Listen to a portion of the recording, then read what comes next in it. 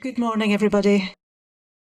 Unfortunately, Councillor Conn is not able to attend the meeting this morning, so as Deputy Chair, I shall be chairing the meeting this morning. So welcome. We have a full agenda ahead, and I'll just go through the preamble in advance. Thank you. So good morning, welcome to this meeting of the Environment, Sustainability, Policy Development and Scrutiny Panel. I'm Councillor Susan Mannion, Deputy Chair of this committee, chairing today.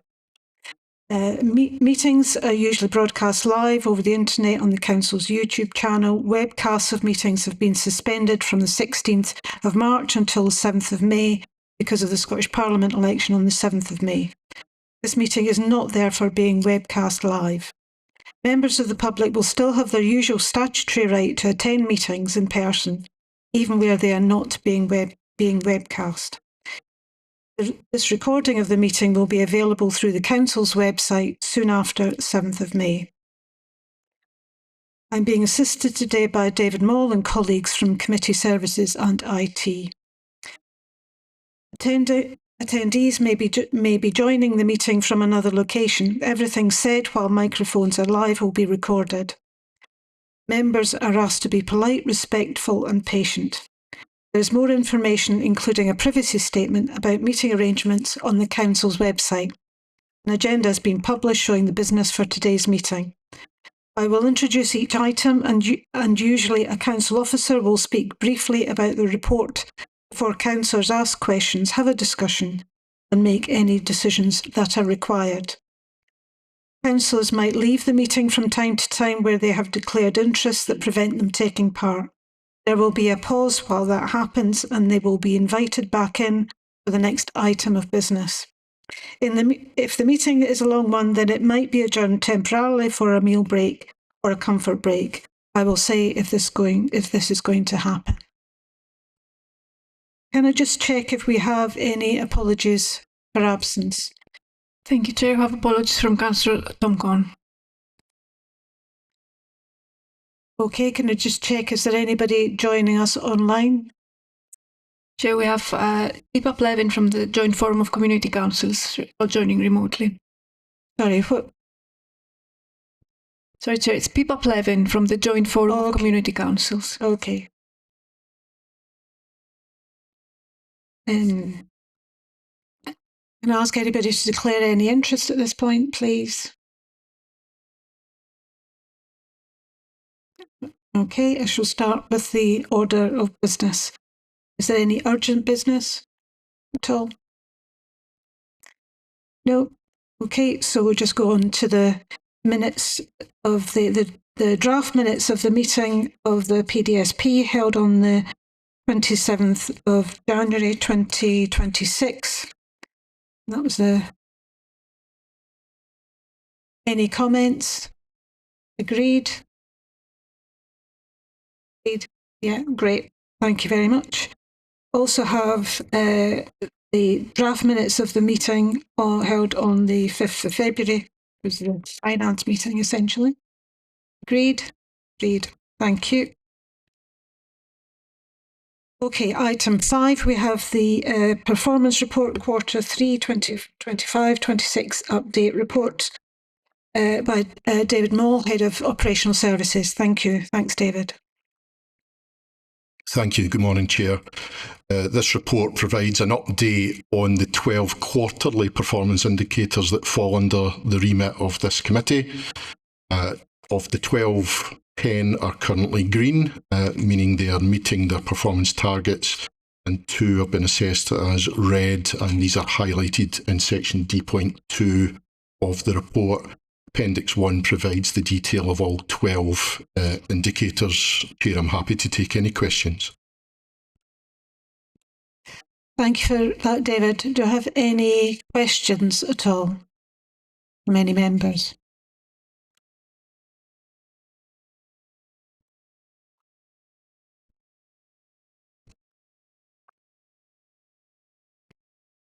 Can I ask a sort of specific question in relation to the I suppose it's a general question. It's around the section that relates to the number of roads and transportation complaints. I just wanted to check when it comes to potholes. Is that recorded as an issue for resolution, or is it included as a complaint? Chair, I'll ask the roads manager, Gordon Brown, to comment. Thank you.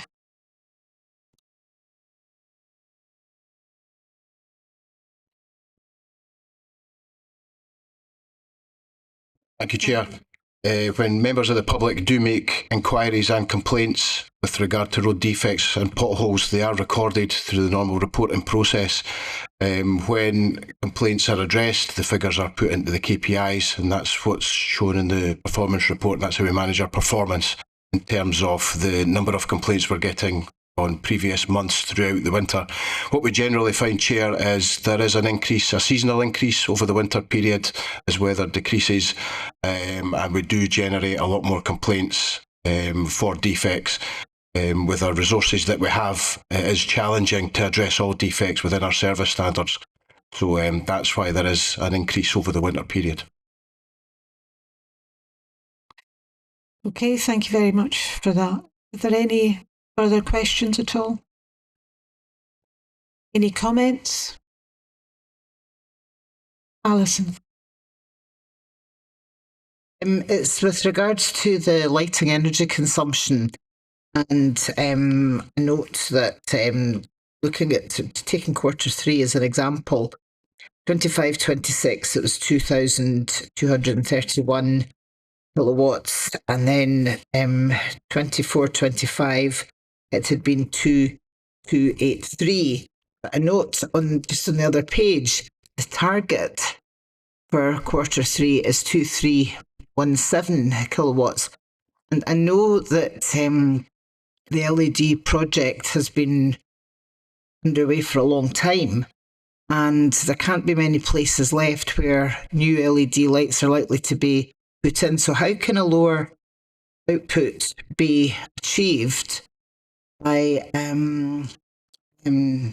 without turning out the lights, basically? Because I don't think the replacement programme could fill that gap. Or am I misreading that? Thank you for that, Alison. David? Chair, I'll bring in Gordon Brown again, please. Okay. Thank you. Chair, the energy consumption figures for street lighting are set by energy suppliers.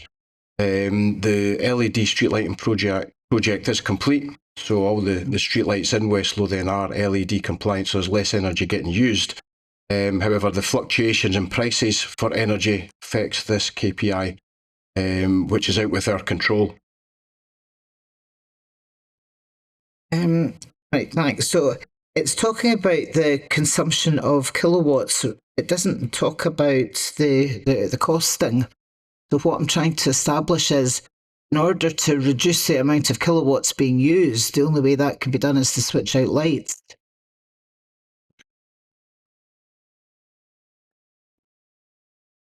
Chair, I think the consumption target is obviously seasonal, so if you're comparing quarters to previous year's quarters, I think the target for Q3 25-26 is slightly below the usage for the same quarter in the previous year. That does reflect the fact that we have now implemented the full LED programme. Yeah, but the target is 2,317 for 25-26. For 25, where am I? Hang on, bear with me, sorry. Q3. Right, 24-25 was 2,283. And 25-26, I've got different figures here. 25-26. On the second page, it says Q3 2,317, but on the first page, it says 2025 2,231. So the second page one, which is the target, the target is lower. It's a lower value than what's being shown on here. Okay, so the target year to year is less, which reflects the full rollout of the LED programme, and the actual year on year is less as well. So the actual is both below previous year's actual, but it's also below the current year's target as well. Right. Slightly confusing, I know, but essentially we are, the LED programme has allowed us to consume less than the previous year, Right. and less than what we estimated we would use this year. Okay, that's fine. So there'll be no lights getting switched out. Okay, No. thank you. Definitely not.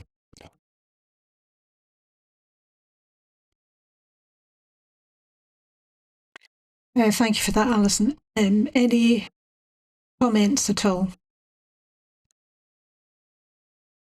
No. Okay. Thank you very much. So, thank you for the report, David and Gordon. So, we move on to the next. Sorry, item 6, statutory guidance for public bodies, climate change duties. Peter? Thanks and good morning, Chair. The purpose of this report is to present to the panel the Scottish Government's recently published statutory guidance for public bodies' climate change duties. Members may recall that a report on the consultation response in relation to the guidance was presented to the panel back in April last year, and that response was then approved by Council Executive the following month. Chair, Section D2 of the report sets out some of the key updates from previous iterations of the guidance, including the shift to 5-yearly rather than annual targets for emissions reductions. And while the Council is already complying with or working towards meeting many of the expectations set out in the guidance, including already reporting on a range of Scope 3 emissions, there are some areas where additional changes in approach will be required. These will be reflected in a refreshed climate change strategy, which it's proposed will be presented to the panel in September this year. And I'm happy to take any questions, Chair.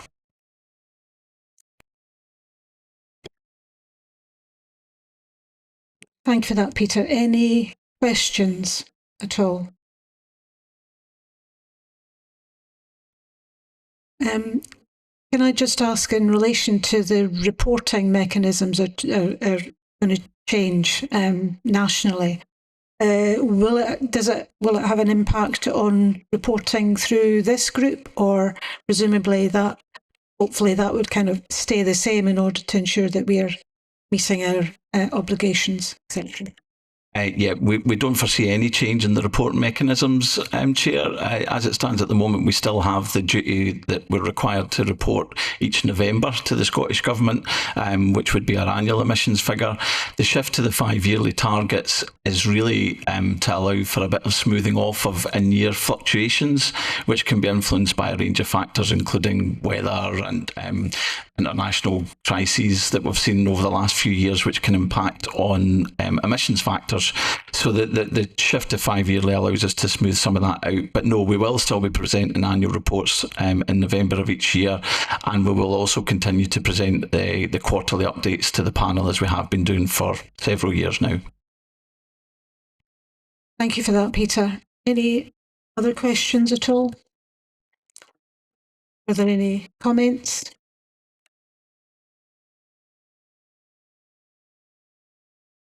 No, I think just to say thank you very much, Peter, to you and your colleagues for all the work on this, as well as the reporting itself, which is extremely helpful to see, and it's good to see that we're continuing to make progress on this front. Thank you.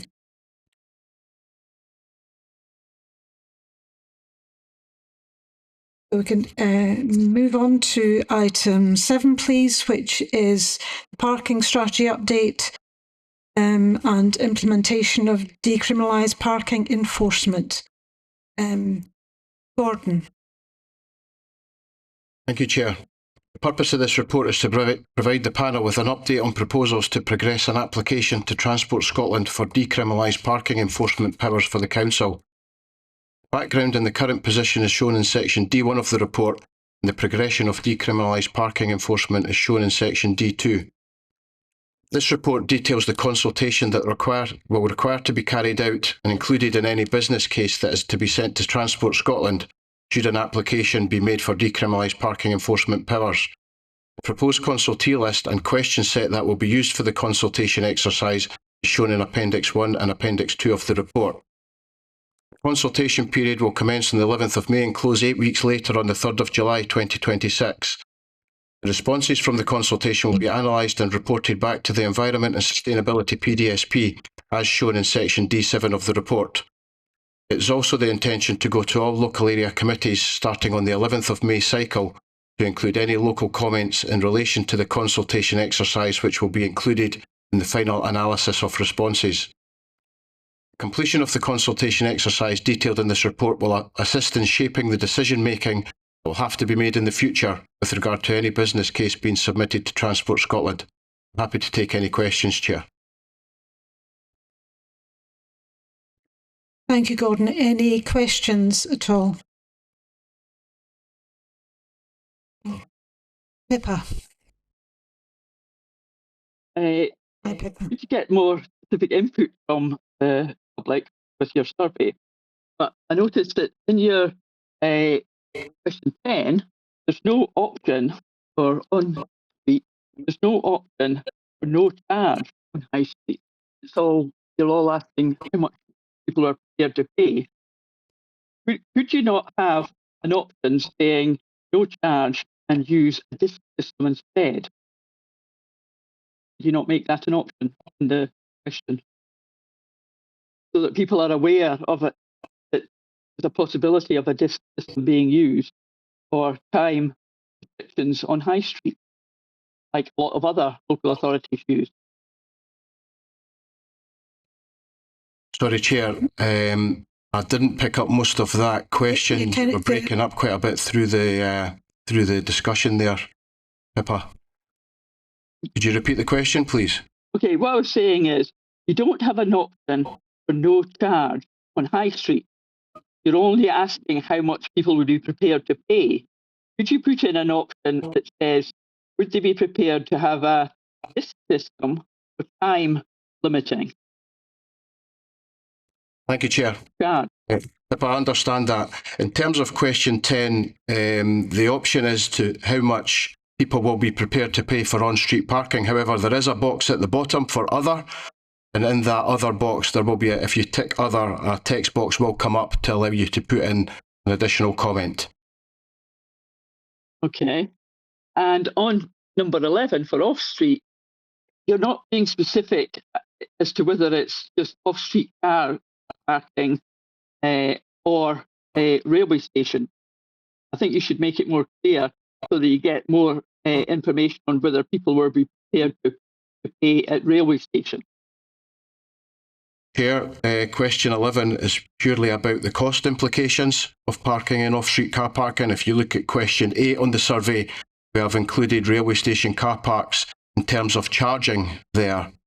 Whilst we're not specifying cost will be specified in question 11. However, we are asking if people are in agreement or disagreement for charging at railway stations in question 8. Okay, so if they say no for railway stations, that would be included in the question 11 then, and how much you would be prepared to pay. It's just, I think... No, Chair, the question 8 is completely independent from question 11. Question 8 is to gauge the public opinion on whether they support car parking charges at particular public car parks. Question 11 is any public car park in West Lothian, what would the public be prepared to pay as a charge to park in these facilities? So that would be including railway stations? Yes, that's correct.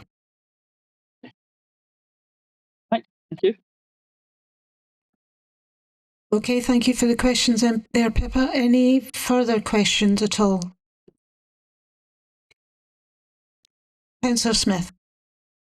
Yeah, it was just regarding the implementation date. So I see from D5 that it's anticipated it would be implemented in full in 2028. Now, I was at previous meetings, February 2025 report, and it was going to be implemented in full mid-2027. So I'm just wondering what the hold-up's been pushed back another year. So in terms of the hold up, we have to go through certain processes to get a business case approved prior to submitting to Transport Scotland, and that's the position that we're in just now. It's always going to take an estimated period of about 18 months to go through the business case approval with the Scottish ministers. However, the extra year being added on was the work that officers and myself have been doing over the last year to get to this stage, to get the business case pulled together and the consultation carried out, which is going to be happening over the summer. So there has been a lot of work carried out to get to this point. But when we submit a business case, it will be 18 months from that period of time. Yeah, but that would have been the case when you presented the report in February 2025. But I'll leave it at that. Other questions about the questionnaire? Right, so it's just the question 5. And I would say all of them are self-explanatory. The only bit I was wondering about and whether people would understand when it's, picking for council enforcement, parking in roads surrounding schools.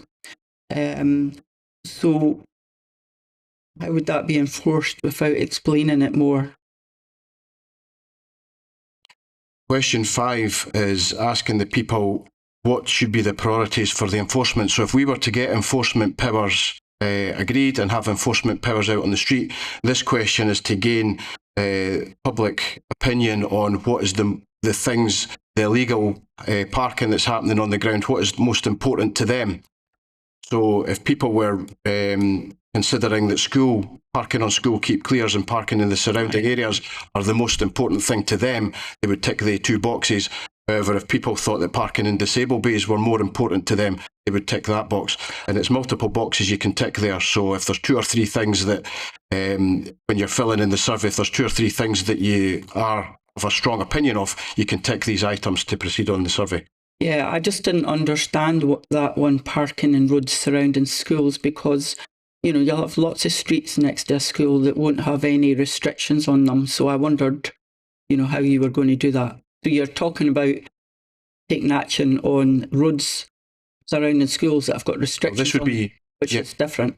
Yes, Chair. This would be to accommodate people who are experiencing people parking over their driveway, people parking on footways outside their house, or people parking dangerously on corners and things like that, where we could, in certain instances, look at providing additional waiting restrictions or measures of enforcement to prevent these illegal practices happening. You maybe need to explain that a bit better, because when I read it I thought, are you going to be targeting streets?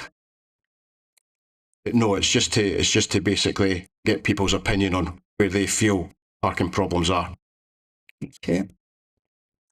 And then I know Pippa's asked these questions, but I thought the questions 10 and 11, the way it's been worded, well, no, if you're saying £1 an hour is the cheapest, folk are going to tick that, so you're going to have everyone ticking £1 an hour, because no one's going to say, okay, I'll pay £3 an hour. And it's different from the report in February 2025 that showed examples of a charging structure where it was based. There was car parking that was near centres, further away, and there were different prices, and you could also get half-hour free or an hour free, depending. So I think the question 10 and 11 is rather simplistic to what you would hopefully develop going forward. And also when you look at the centre, the charging is 50 pence an hour, then it up to an hour, then £1, then £1.50.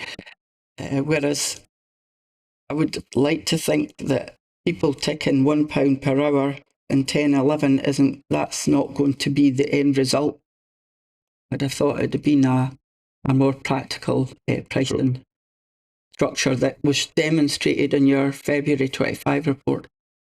Chair, the figures that have been included in questions 10 and 11 are used from benchmarking that we've carried out with other local authorities. But what we have to remember here is this is just to get the public's opinion on what they're willing to pay. There is other boxes in there that they can tick, So they could tick the other box and then put 50 pence an hour, and we'll accommodate these comments in the analysis. But this is just to gain public opinion on what they would be prepared to pay for on-street and off-street car parking charging. And this will not cast iron decide what we're going to be charging, but it will certainly assist in the models that we go forward for parking in town centres, parking on street in town centres, and the model as you move further out with these town centre areas. The charges may change, but this information here that we gather here will certainly inform that going forward. And also the bit about maybe a first half hour free or an hour free as well. They'll be included in the model going forward, and they'll also be included in waiting restriction time plates for on-street car parking, that once we do the traffic regulation order review of all the traffic regulation orders in town centres and industrial estates and the like, then there will be free periods included in certain areas in line with that. Okay, thank you.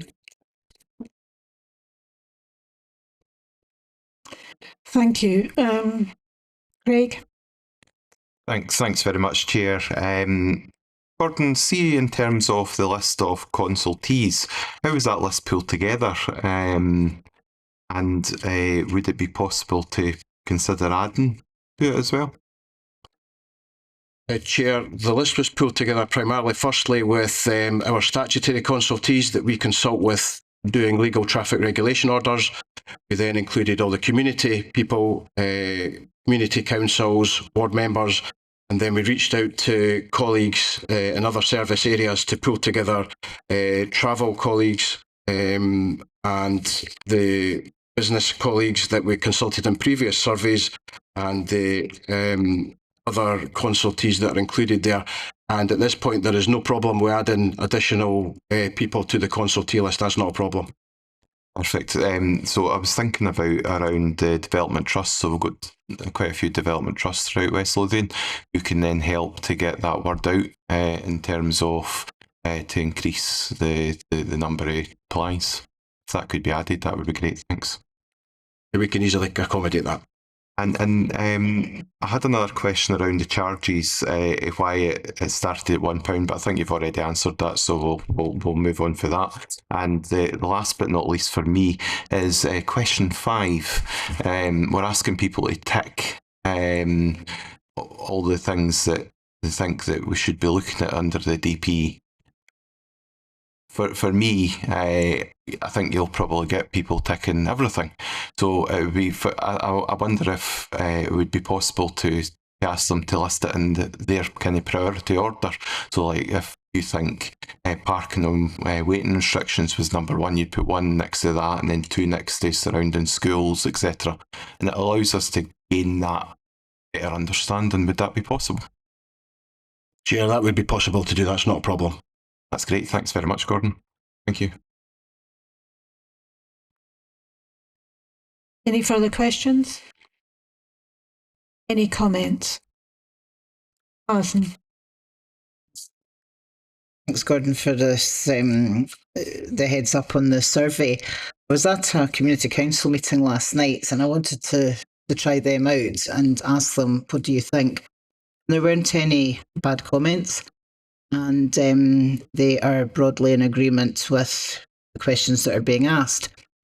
So I'm so pleased that we're now at the stage where we're on the journey now to get to where we want to be. It's just unfortunate it's going to take such a long time. But I'm also delighted to see the number of consultees. I've never seen a survey that's been produced to contact so many people. And although Craig's picked up on community development trusts, I mean, to me, it was everybody that should be getting asked. So I hope this does provoke a really good response from people. I think at last people are going to feel that it's a West Lothian local accountability where people have been getting away with parking illegally, inconsiderately, taking up disabled bays. It's been an ongoing thing for so long that people are so fed up with it. And another thing that I found really refreshing was to find that resident-only parking zones is a question. And I hope that's something that a lot of residents do pick up on, because there are lots of areas where people who live in a house can't get to their own house because other people are taking up the parking spaces. And of course, the common response is, one, if it's being if somewhere's being blocked, then you can call the police. But we know the police have got other things to do. But it also means that people just don't feel that they're being listened to. There's nobody there to enforce this. So to give the residents back some kind of course of action that they can follow, which is being dealt with locally, I'm really looking forward to it. And I think there will be a lot of fines initially, but we have to think about the future when the fines start to drop off, when the enforcement has become successful, how the money is going to pay for the DPE programme. So, yeah, it'll be interesting, but I gladly accept that the stage that we're at just now is really good, and fingers crossed we'll get great response. Thank you. Thank you. Any further comments? Oh, Pippa. Aye. Okay, thank you. Thank you. Even we do support illegal parking enforcement. I do think you should mention distance parking in the survey, gauge public opinion. You're really considering not charging on high street to support local, and that it's not just a fait accompli that you will be charging. Thank you.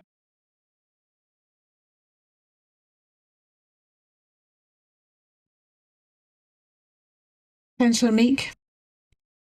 Thanks very much, Chair. I welcome this moving forward. I think it's only right that, regardless of your opinion on this process, that it moves forward. We generate, obviously, people's opinions to then take a true West Lothian approach here.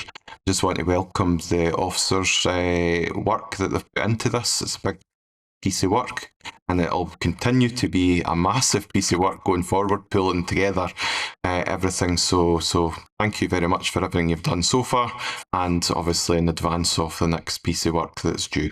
Thanks. Thank you very much. Any further comments? I think just to conclude on that point, I do think that it is it's really welcome to see this, and I think that the questionnaire is balanced in relation to making it clear, but at the same time making sure we get the depth and breadth of information that we need back on people's views in order to be able to inform the decision making going forward, and also agree that it is an extensive list of consultees, and I think that that's really good. And if we need to add to it, then we would, because we do want to ensure that we get to every corner if we can. I do think it's also important to highlight the fact that it's important to take this forward. It's not just parking is an emotive issue, but it's a real issue for a lot of people. It's an emotional issue because it can be a significant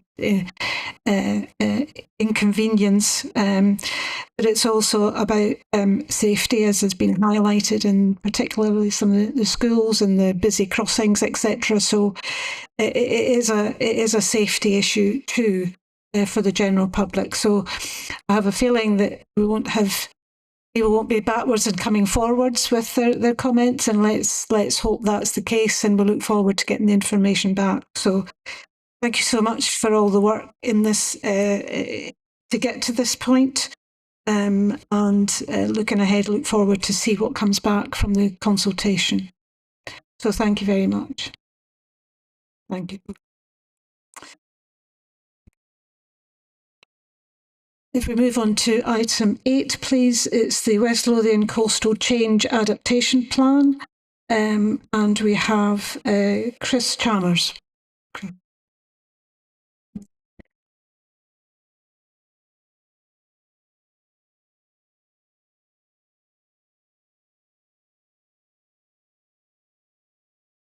endorsement and comments following public consultation. In Section D of the report, the background, legislative context and development of the Coastal Change Adaptation Plan are outlined. This includes alignment with the Scottish National Adaptation Plan and Scottish Government's Coastal Adaptation Guidance. Section D2 presents the key findings of the draft plan, including projected sea level rise of up to 86 centimetres by the end of the century in the 4th region, the proposed adaptation pathways and the preferred short, medium and long-term management policies for each coastal management unit.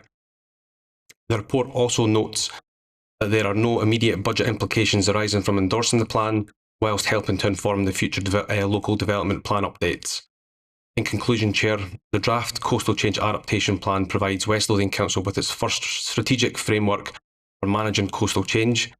It is recommended that the panel endorses the overall direction of the draft plan as set out in the recommendations in Section B. Happy to take any questions, Chair. Thank you, Chris. Any questions?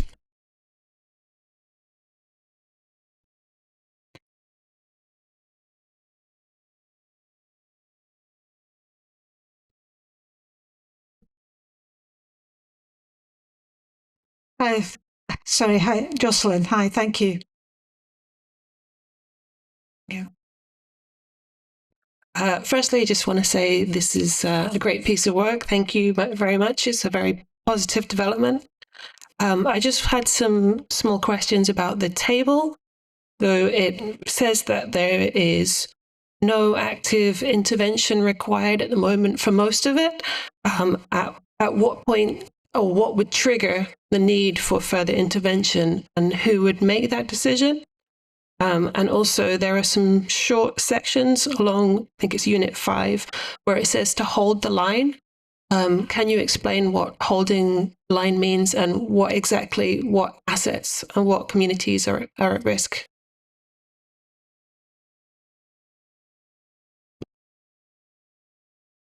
Thank you for the question. In terms of triggers, so the Coastal Change Adaptation Plan sets out a adaptation pathway approach. So in essence, there's various different triggers throughout the duration of the plan, and the plan's a live document. So triggers could be change in policy, change in finance, or new climate change information.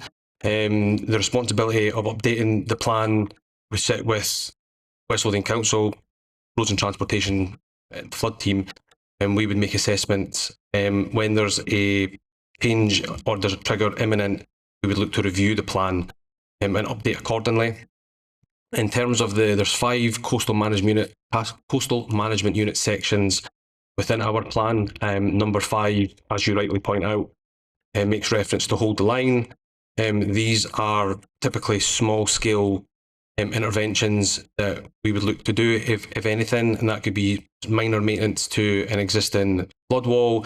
It could be things such as slope stabilisation or beach nourishment. We really need to assess it on its merits at the time, do an independent study on what the issues are, and following that we would be able to advise on what the relevant actions would be. Okay, thank you for that, Chris. Veronica? Thank you. That was the question I was going to ask about hold the line. But just one other question. In the conclusion, you mentioned that both documents, there's a public consultation and both documents have now been completed. So I was just wondering, has the feedback from that consultation resulted in any changes that you have to make to the document? In general, the feedback that we received was positive. All of the comments have been integrated into developing the report. I think the main takeaway from the consultation feedback was relating to the John Muir Way. I think that's in Coastal Management Unit 2 and 3, I think. I'm not sure exactly, I can't recall off the top of my head. But effectively, we've been liaising with the planners in the Local Development Plan 2 in trying to account for any erosion and what that would look like on the John Muir Way. Yeah, because you're saying that the main impacts is 86 centimetre sea level rise, and that walkway, I know the one from Blackness, the walk along, it's really close to the coast, isn't it? Is that the main issue? I mean, 86 centimetres is quite a lot, but that is based on worst case scenario. So, yes, that is probably one of the main issues, but we have to consider flooding elements as well.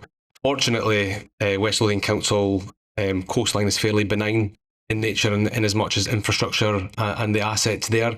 So really the main direction of the plan is a do nothing approach. But we have these various triggers in place which will call upon us to update this live document as and when, and then ultimately do sort of future studies if we need to push within. As basically, it's a work in progress.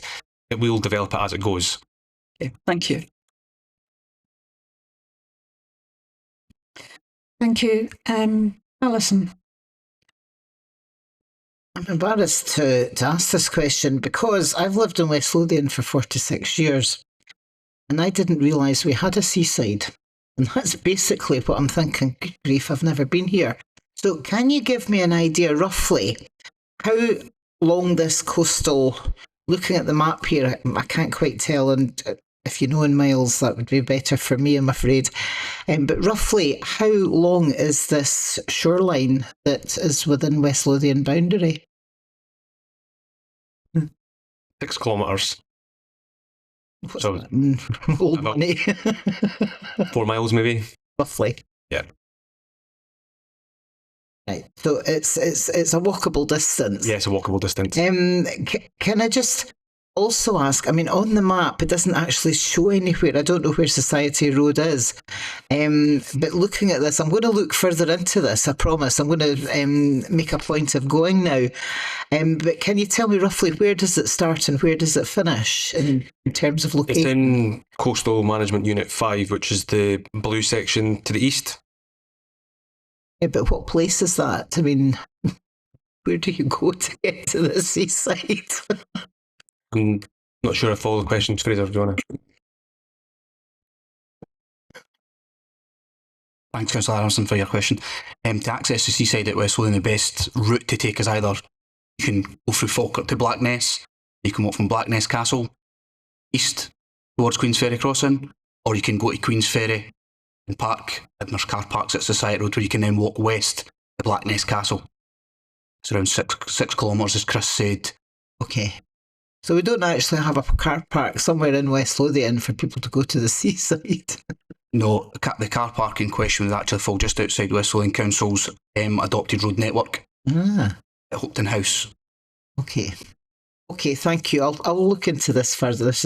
I can see this being a day trip. Okay, thank you. I can see the sales of bucket and spades going up by quite a bit. Okay. Any further questions?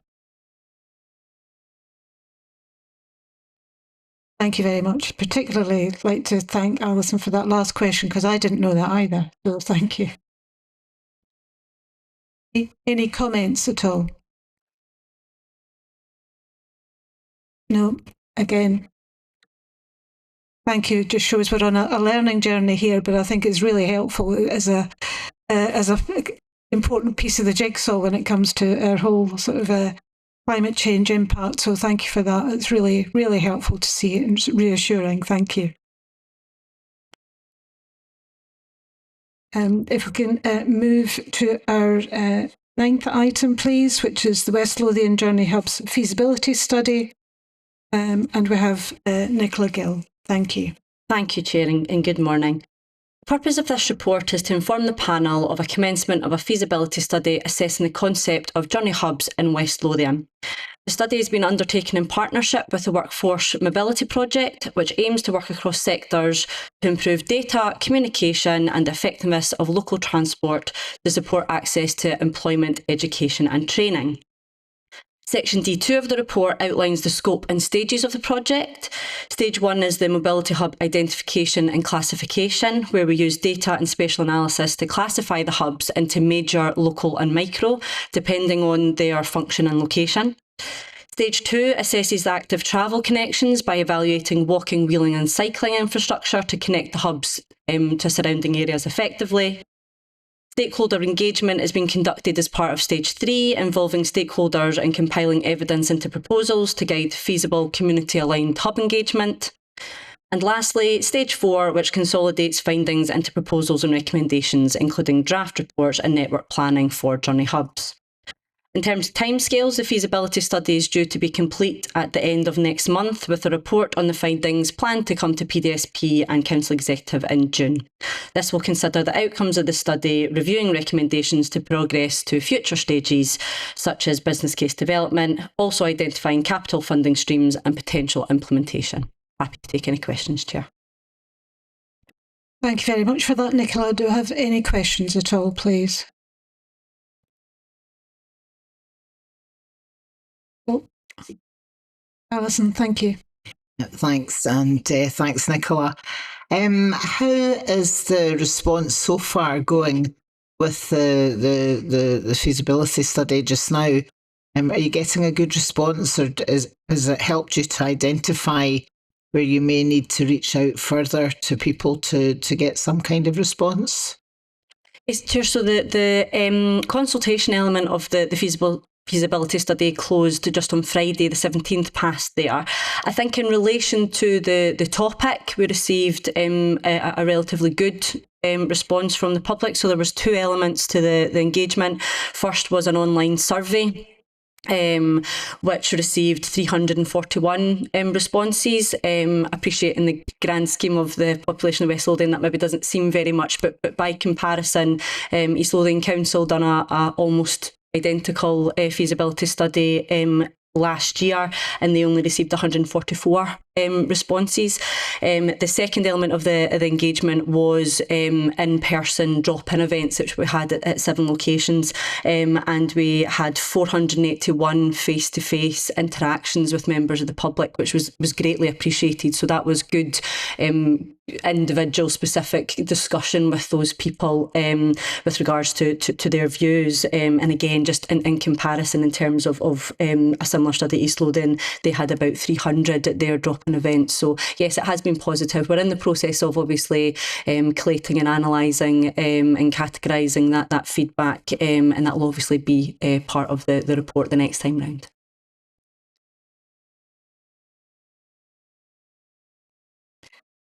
Thanks for that, Nicola. Veronica? Yep, just a simple question about the journey hubs. So what is the aim of these journey hubs, and what would be what you would hope to achieve with an ideal journey hub? What would be the end result? Of course, so as noted in the paper, journey hubs are where we're really looking to try to bring together different transport modes to ensure that we have an easily accessible, multimodal public transport solution and option for members of the public. It also brings in our active travel links, any further cycling facilities, and really shared mobility. It can even be expanded depending on the size of journey hub that you have to include additional facilities such as, for example, parcel lockers, electric bike charging, bike storage, and it really is all dependent and individualised to what is right and appropriate for the location that it would be selected. So I think that's where the classification of the different hubs is important. For example, the local hub might have those connections into local employment areas within the town, whereas a major hub such as perhaps, for example, in Livingston, where you have got a lot more public transport and active travel routes coming into, it may be of a different nature. So I think the purpose of the feasibility is to really understand what options we have and what would be feasible, so that we can make it reasonable and reflective of what each area would be required. Okay, thank you. And you mentioned that you've held 7 in-person engagement events. Is that them all finished now, is it? That's them concluded, yeah. And that's a really good number of people that were involved, 480, so that's really good. Thank you. Thank you. Any further questions at all? No, any comments? Alison. It's great to see people are responding. I've seen it in a few places myself, so it's been visible enough for me to see it, and I don't use social media. So to be able to knowing that people are coming forward and that you have been using all the items at your disposal to make contact with people, I think is really good. And yeah, well done. So we'll look forward to the results. Thank you.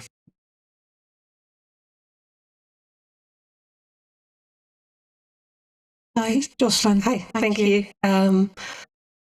Just quickly, was there any particular targeting of people in deprived areas or rural areas, or was it just a kind of general who came along to those particular events and took part in the online survey?